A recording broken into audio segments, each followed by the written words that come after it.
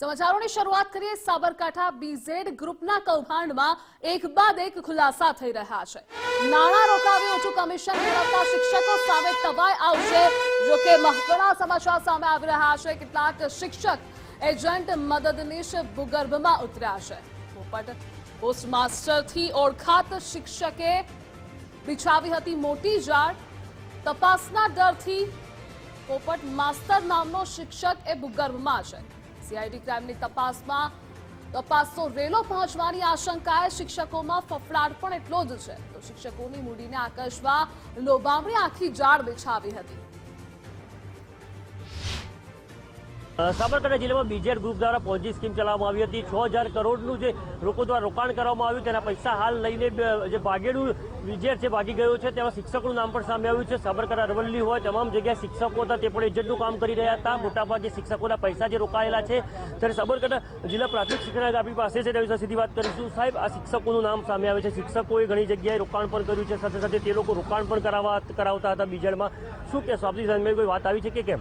રોકાણ કરાવવા કે એજન્ટની કોઈ પણ ભૂમિકા કોઈ ભજવેલી હશે અને એનું આવશે કોઈ ત્રાહિત વ્યક્તિનું નિવેદન કંઈ પણ તો અથવા કોઈ ફરિયાદ તેને લઈ તપાસ કરી અને નિયમ અનુસારની કાર્યવાહી જે સિચ્યુએશન કરવાની થતી હશે એ અમે કરીશું।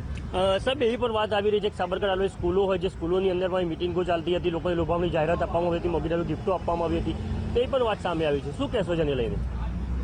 આવી કોઈ મિટિંગનો કોઈ પ્લેટફોર્મનો ઉપયોગ કરી થયો હોય એવી આ ફરિયાદ નથી આવી, પણ કોઈ પર્ટિક્યુલર મિટિંગનો કોઈ પ્લેટફોર્મનો ફરિયાદ આવશે તો એની તપાસ કરાવડાવીને એના પર જે કાર્યવાહી કરવાની થતી કરવામાં આવશે।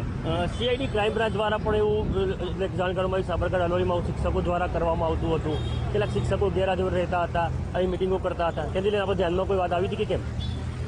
ગેરહાજર રહેલા હશે, ઓન ડ્યુટી નહીં હોય, ના કરેલું હશે, ઓન ડ્યુટી ગેરહાજર રહેલા હશે, તેમના વિરુદ્ધ પણ કાર્યવાહી કરવામાં આવશે। કેવા પ્રકારની કાર્યવાહી સાહેબ કરવામાં આવશે? શું કહેશો તેને લઈને? તપાસ પરથી ફલિત થાય અને કેટલા દોષિત જણાય છે એના આધારે કાર્યવાહી થતી હોય છે। તો આ જિલ્લા પ્રાથમિક શિક્ષણ અધિકારી સ્પષ્ટપણે કહ્યું છે કે આવા કોઈ શિક્ષકો જોડાયેલા છે આવી સ્કીમમાં, કે લોકોને લાલચ આપતા હશે, સ્કૂલોને મિટિંગો કરી હશે, તમામની ઉપર કાર્યવાહી છે કરવામાં આવશે। સકારાત્મક શિક્ષક જે હશે તેના ઉપર બિલકુલ સ્પષ્ટપણે કાર્યવાહી કરવાનું તેમને હાલ તો જણાવ્યું છે। યશ ઉપાધ્યાય, ગુજરાત ફર્સ્ટ, સાબરકાંઠા। તો સમાચારોમાં આગળ વાત કરીએ। સાબરકાંઠાના બીઝેડ ગ્રુપના ફરાર એજન્ટનો વિડીયો સામે આવ્યો છે।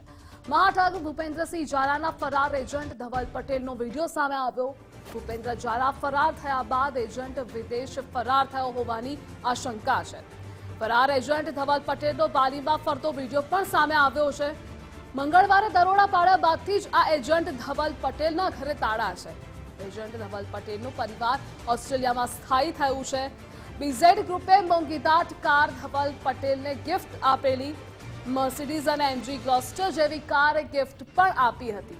તો હજુ પણ કારસ્તાન આગામી સમયમાં અનેક લોકોના ખુલી શકે છે, પરંતુ શંકાના દાયરામાં હાલ ધવલ પટેલ પણ છે, જેનો એક વિડીયો વાયરલ થયો છે, જેના કારણે ફરી એકવાર તપાસ પણ થઈ રહી છે। મહાઠગ ભૂપેન્દ્રસિંહ ઝાલાના ફરાર એજન્ટ ધવલ પટેલનો આ વિડીયો ટીવી સ્ક્રીન પર આપ જોઈ રહ્યા છો। ભૂપેન્દ્ર ઝાલા ફરાર થયા બાદ એજન્ટ વિદેશ ફરાર થયો હોવાની આશંકાઓ છે।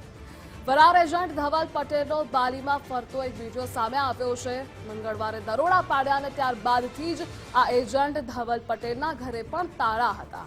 તો જેટલા પણ લોકો સંડોવાયેલા છે આખા કૌભાંડમાં, સૌ કોઈ ભૂગર્ભમાં ઉતરી ગયા છે। તપાસનો ધમધમાટ ચાલી રહ્યો છે। આગામી સમયમાં અનેક મહત્વના ખુલાસાઓ થઈ શકે છે। જો કે આ મહાઠગે કેટલા લોકોને તેમની જાળમાં ફસાવેલા છે, કેટલા લોકોની આમાં સંડોવણી છે, તો હજુ પણ અનેક લોકોના નામ ખુલી શકે છે।